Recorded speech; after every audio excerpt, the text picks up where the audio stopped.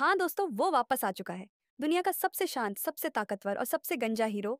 दोस्तों, वन पंच मैन के सीजन 3 की शुरुआत हो चुकी है और इस बार कहानी में है पहले से भी ज्यादा पावर, इमोशन और विनाश। तो बिना किसी देरी के शुरू करते हैं एपिसोड की शुरुआत में। यहाँ मॉन्स्टर एसोसिएशन के हमले के बाद हीरो एसोसिएशन में मीटिंग चल रही होती है, जहाँ पर वो लोग एल्डर सेंटिपाइड की बात कर रहे होते हैं, जिसे सतामा ने एक मुक्का मारकर ही उड़ा दिया होता है। और हमेशा की तरह हीरो एसोसिएशन को ऐसा लग रहा होता है कि ये काम किंग का था।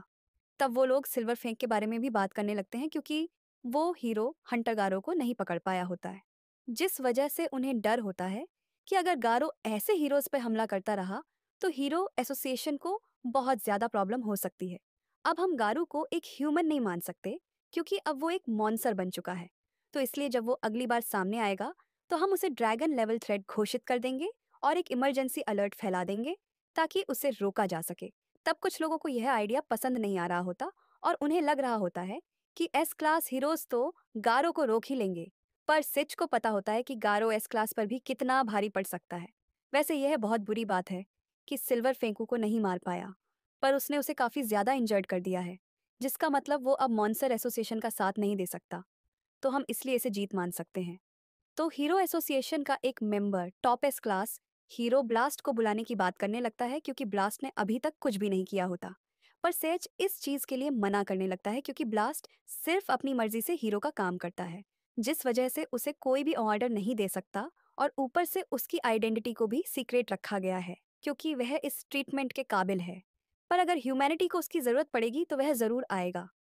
तो हीरो एसोसिएशन का एक स्पॉन्सर नारिंग उन्हें ब्लास्ट को अभी बुलाने के लिए कहता है, क्योंकि मॉन्स्टर एसोसिएशन ने उसके बेटे को किडनैप कर लिया होता है और मॉन्स्टर एसोसिएशन ने हीरो एसोसिएशन को उसे बचाने के लिए सिर्फ 3 दिन दिए होते हैं, जिसमें से एक दिन तो बीत भी चुका होता है। तब सकिंगर नारिंगी को यह यकीन दिलाता है कि वो लोग उसके बेटे को जरूर वापस ले आएंगे, क्योंकि सकिंगर रेस्क्यू टीम का कमांडर होता है। तब यहाँ इस काम के लिए टोर्नेडो, पिग गॉड और सुपर अलॉय डार्क शाइन को बुलाया होता है। और टोर्नेडो मोस्ट एसोसिएशन की लोकेशन के बारे में पूछने लगती है, पर अभी तक चाइल्ड एपरर उस लोकेशन को नहीं ढूंढ पाया होता। मोस्ट एसोसिएशन का हाइड आउट सिटी जेजेड के घोस्ट टाउन में है ना, तो चलो फिर उसे उड़ा देते हैं। हम ऐसा नहीं कर सकते, क्योंकि अभी भी वहां पर नारिंगी का बेटा कैद है। ताकि उन सबको बताता है कि ड्राइव नाइट अकेले ही इन्वेस्टिगेशन करने चला गया था, क्योंकि उसे अपने आप पर बहुत ज्यादा कॉन्फिडेंस था। पर अब वह कहीं गायब हो गया है और हीरो एसोसिएशन भी उसे ढूंढ नहीं पा रही है। तब टोर्नेडो जल्द से जल्द मॉन्स्टर एसोसिएशन पर हमला करने की बात करने लगती है, पर सकिन उसे बाकी टीम के आने तक इंतजार करने के लिए कहता है।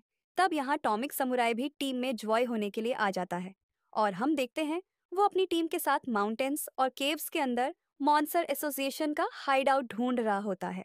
तब सुपर अलॉय डार्क शाइन उसे बताता है कि मॉन्स्टर एसोसिएशन का हाई आउट गोस्ट टाउन में कहीं है, जिस वजह से एटॉमिक समुराय अपने साथियों को आराम करने के लिए कहने लगता है, ताकि वह लड़ाई के लिए तैयार हो सके।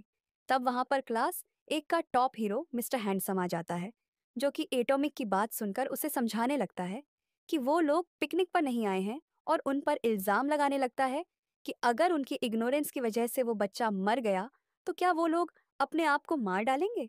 तो इसका मतलब तुम भी टीम में आ रहे हो। बिल्कुल, उन मॉन्स्टर्स ने मेरा कॉन्सर्ट बर्बाद किया है और इस चीज का बदला तो मैं लेकर रहूंगा। ऐसी बात है तो ज्यादा चिंता मत करना, क्योंकि मेरे साथी बहुत ज्यादा टफ है।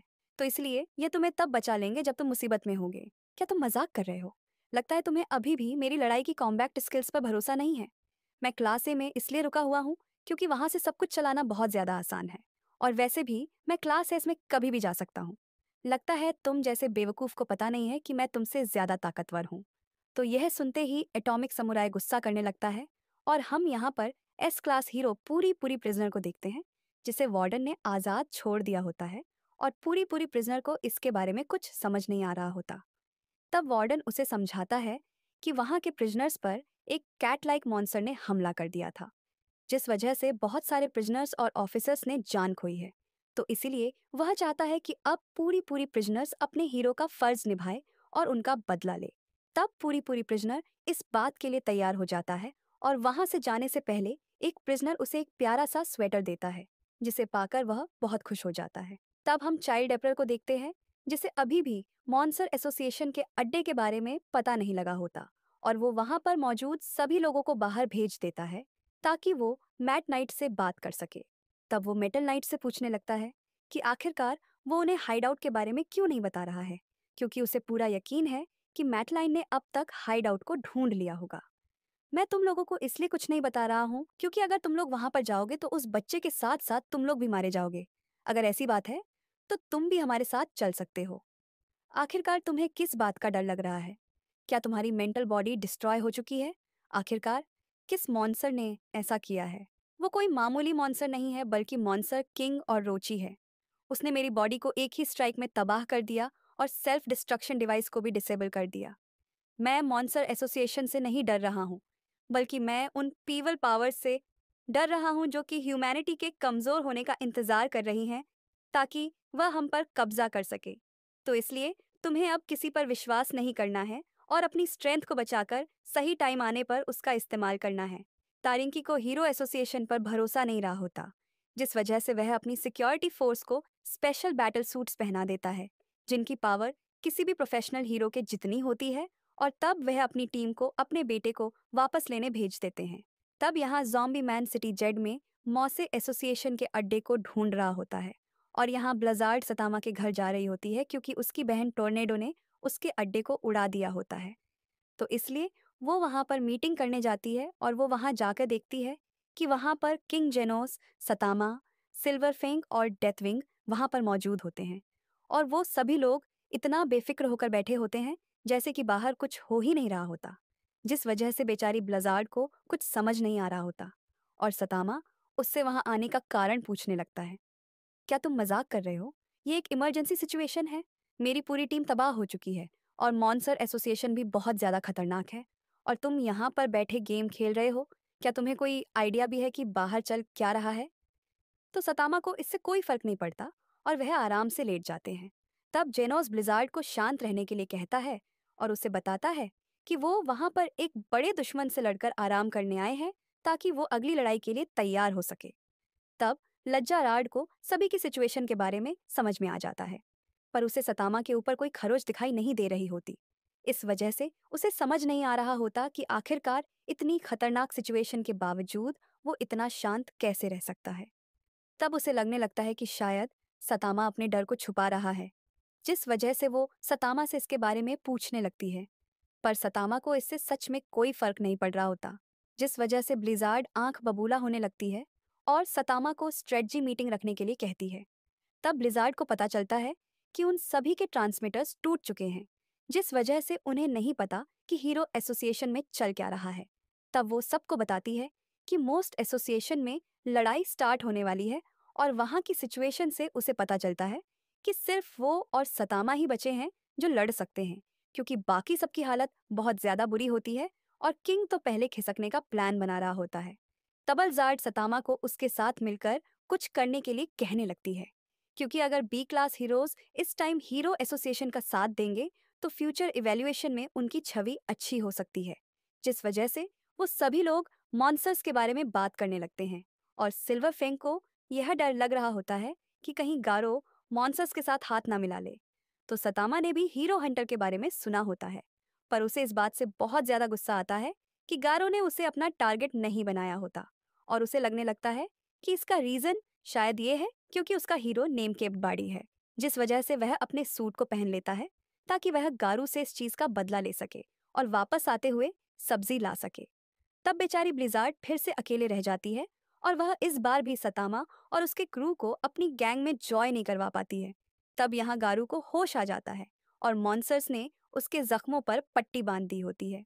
तब वहां पर एक मॉन्सर गिरो गिरो ने एक लेटर छोड़ा होता है, जिसमें उसने गारू को शांति से उस कमरे में रहने के लिए कहा होता है, क्योंकि वो इस टाइम बहुत ज्यादा जख्मी होता है। तो इसलिए अगर वह बाहर जाएगा तो हीरोज उसे पकड़ लेंगे। पर गारो उसकी बात को इग्नोर कर देता है और कपड़े पहनकर बाहर जाने लगता है। तब उसे अपने आसपास की चीजों को देखकर समझ नहीं आ रहा होता कि आखिरकार वह है कहाँ, और वह एक रोशनी की तरफ जाते हुए उस जगह पर पहुंच जाता है जहां पर मॉन्सर्स ने नारिंकी की भेजी हुई स्पेशल टीम को पकड़ लिया होता है। और वो टीम मॉन्सर्स से माफी मांग रही होती है और कोई भी मॉन्सर उन्हें माफ करने के लिए तैयार नहीं होता, और वो सभी लोग उन्हें लड़ता हुआ देखकर मजे लेना चाह रहे होते हैं। तब वहां पर एक नया मॉन्स्टर मशीन गॉड जी 5 आ गया होता है, जो कि डीमन लेवल थ्रेट मॉन्स्टर होता है, और उसी ने उन बंदों को पकड़ा होता है। तब ये गिरोह को पता पता चलता है कि G5 को किसी ऑर्गेनाइजेशन ने भेजा है, पर G5 उस ऑर्गेनाइजेशन का नाम नहीं लेना चाह रहा होता, जिस वजह से गिरो गेरो उससे कुछ भी नहीं पूछता और टेलीपैथी के जरिए गारू को वहां पर शांति से खड़े रहने के लिए कहता है। तो G5 गिरोगे को बताता है कि जो उन ह्यूमंस ने कॉम्पैक्ट सूट्स पहने हैं वो बहुत ज़्यादा वैल्यूएबल हैं, पर सिर्फ वही ह्यूमंस उन्हें पहन सकते हैं।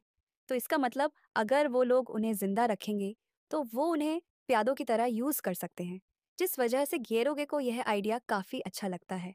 तब एक मॉन्स्टर डोस यह तय करती है कि वह उन सभी को खुद ट्रेन करेगी, क्योंकि उसके पास माइंड कंट्रोल करने की पावर होती है और वह उन पर अपने चाबुक से हमला करके उन्हें अपना गुलाम बना लेती है। तब गारो भी वहां पर आ जाता है, जिसके बारे में सभी मॉन्स्टर्स को पहले ही पता होता है। तब रुचि भी वहां पर होता है, पर गारो को उसके बारे में कुछ पता नहीं होता और वो गेरोगे से पूछने लगता है कि आखिरकार उसे वहां पर क्यों लाया गया है। इस बार की लड़ाई के बाद हमारे पास डीमन लेवल थ्रेट और उसके ऊपर वाले मॉन्स्टर्स 30 से भी कम बचे हैं, और अब भी हम इस लड़ाई को जीत सकते हैं, पर हमें सबसे ज्यादा जरूरत एकता और एक लीडर की है। तो इसलिए मैं चाहता हूँ कि तुम एक लीडर बनके मेरी मदद करो। मैं किसी ऐसे बंदे को ढूंढ रहा हूँ जो कि हीरो से बहुत ज्यादा नफरत करता हो, और उसके लिए तुम बिल्कुल परफेक्ट हो। और ऊपर से जिस तरह तूने एस क्लास हीरोज का सामना किया है वह तो सच में काफी कमाल का है। पर हाँ, हमारे मास्टर और रिची की एक कंडीशन है। तुम्हें पहले यह प्रूफ करना होगा कि तुम एक ट्रू मॉन्सर हो। तब गारो यह पूछने लगता है कि आखिरकार वो यह कैसे प्रूफ कर सकता है, और ओरिची उसे बताता है कि उसे एक दिन में एक हीरो का सिर लाना पड़ेगा, जिस वजह से गारो उन्हें बताने लगता है कि उसने सिल्वर फेंक को मार दिया है। पर तभी फोनिक्स मैन उसे बताता है कि सिल्वर फेंक और उसके साथी अभी भी जिंदा हैं, जिस वजह से गारो वहां से बाहर चला जाता है और गरो गरो 2 डीमन लेवल थ्रेट मॉन्स्टर्स को गारो के पीछे भेज देता है। तभी यहाँ पर टपेस्ट विंड और हेल फायर फ्लेम गुआरो की सिचुएशन के बारे में डिस्कस कर रहे होते हैं, और अभी तक उन्हें सोनिक से कोई खबर नहीं मिली होती, क्योंकि उन्होंने उसे मॉन्स्टर सेल्स दिए होते हैं ताकि वह भी एक मॉन्स्टर में कन्वर्ट हो सके। पर उन्हें लगता है कि शायद सोनिक मर चुका है। तब हम देखते हैं कि सोनिक बिल्कुल सही सलामत होता है और मॉन्स्टर सरल को खाने की वजह से उसका पेट खराब हो चुका होता है, पर अब वो बिल्कुल ठीक हो चुका होता है और उसे अपने अंदर मॉन्स्टर एनर्जी फील होने लगती है, जिस वजह से वो यह डिसाइड करता है कि अब वो सतामा को बिल्कुल नहीं छोड़ेगा। और गाइस, इसी के साथ ये एपिसोड खत्म हो जाता है। मैं मिलती हूँ आपसे बहुत ही जल्द अगले वीडियो के